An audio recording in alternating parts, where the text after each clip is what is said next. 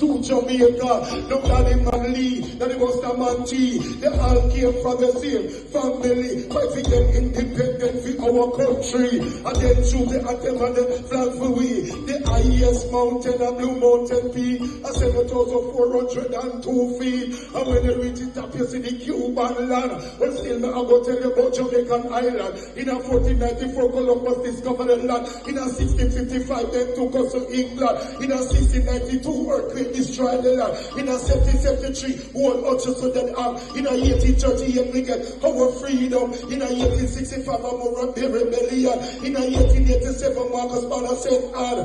In 1893, the birth of Norman Washington. In 1938, riot for the land. In 1944, run the first election. In 1952, the Queen coronation.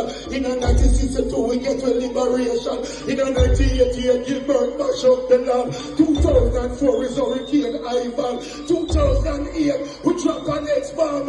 You see it more than Fraser and Elian. Mash up your